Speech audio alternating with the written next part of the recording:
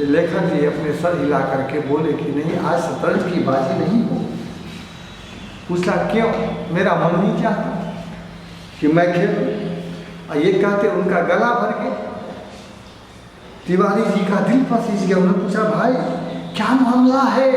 अपनी पत्नी से झगड़ा हो गया है किसी बात पे? हमने कहा तिवारी भैया क्या कहें, सोचा था लाओ साइकिल की सवारी सीख ले, मगर अब कोई ऐसा आदमी दिखाई नहीं देता जो हमारी सहायता करे। बताओ है कोई ऐसा आदमी तुम्हारे ख्याल में? तब जाकर के लेखक महाशय जी ने कहा अरे भाई मुझे साइकिल चलाना सीखना है, इसे उधेड़ बुनने पर है, मेरी पत्नी से मुझे झगड़ा नहीं हुआ। तुम्हारी नज़र में, आपकी नज़र में कोई है जो मुझे साइकिल चलाना सिखा दे? तिवारी जी ने हमारी तरफ बेबसी की आंखों से देखे, मानो कोई खजाना मिल गया है और वे खाली हाथ रह जाते हैं। बोले आदमी तो ऐसा है एक, मगर वो मुफ्त नहीं सिखाएगा, फीस लेगा, फीस दे सकोगे? कितने दिन में सिखा देगा? यही 10-12 दिनों में। और फीस क्या लेगा? औरों से 25 लेता है, तुमसे 20 ले लेगा हमारी खातिर। तिवारी जी ने कहा हाँ भाई है, साइकिल सिखाएगा, आपको सिखा देगा, मगर मुफ्त में नहीं सिखाया, वो सिखाने के बदले आपसे पैसे लेगा। लेखक महाशय जी ने पूछा ये मुझे कितने दिन में सिखा देगा? 10 से 12 दिन में सिखा देगा।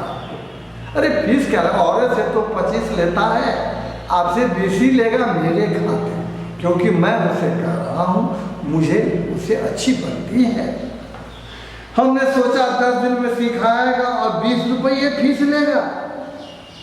10 दिन 20 रुपये, 20 रुपये 10 दिन, अर्थात 2 रुपये रोजाना, 60 रुपये महीना, और वह भी 1-2 घंटों के लिए।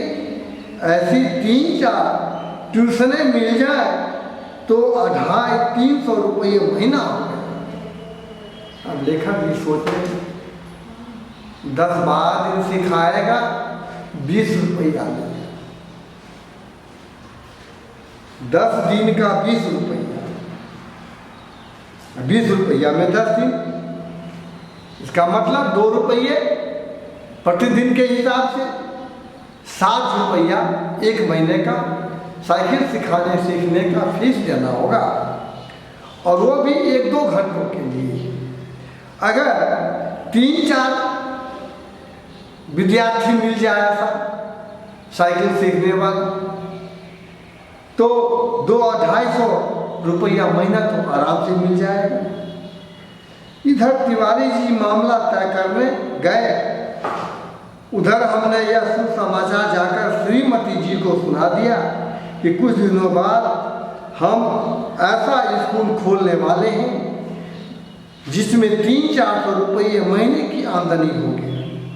वो तिवारी जी गए उधर साइकिल सिखाने वालों से बात करने के लिए, और ये इधर अपने घर में आ गए, और जाकर के खुशी से जाकर के अपनी पत्नी से बोले कि मैं एक खुशखबरी दे रहा हूँ, कुछ दिनों के बाद मैं एक ऐसा स्कूल खोलूँगा जिसमें 300-400 की महीने की आमदनी आने लगेगी।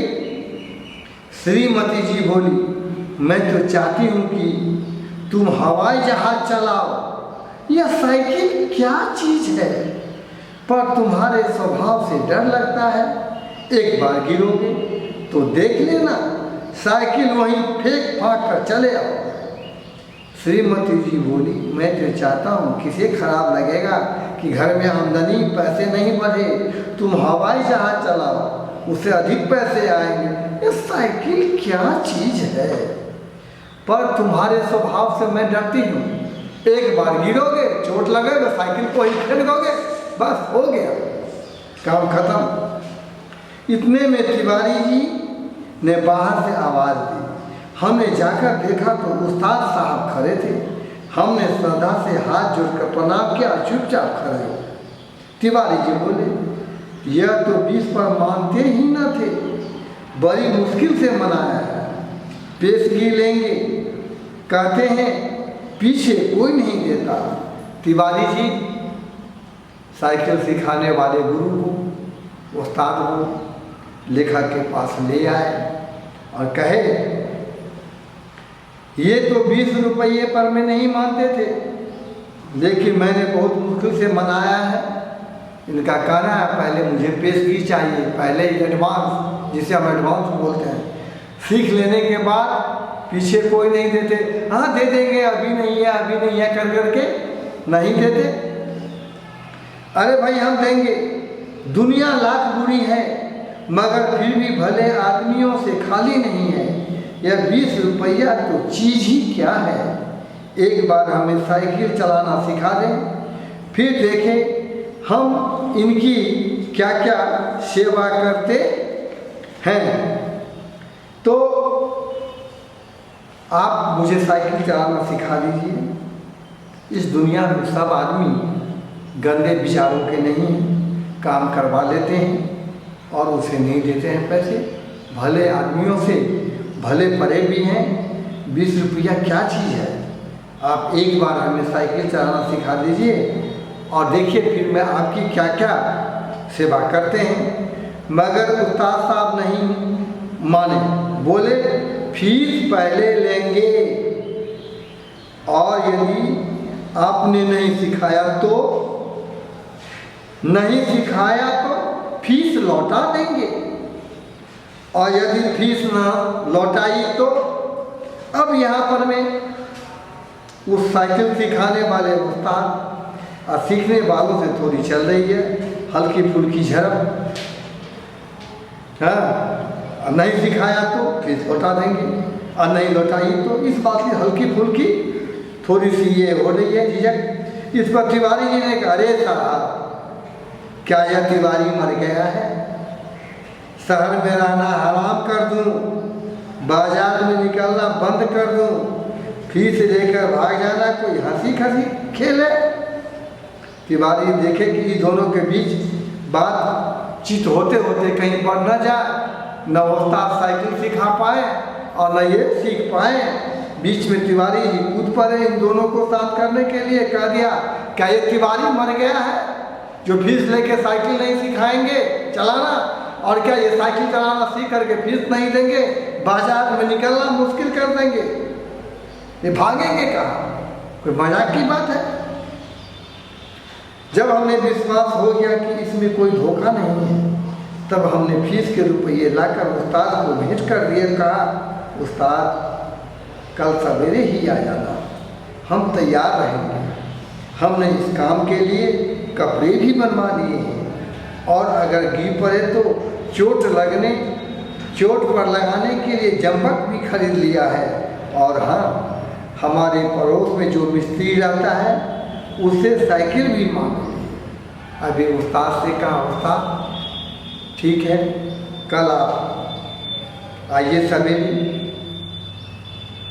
और फीस के रुपये ला करके वो उस्ताद को दे दिए।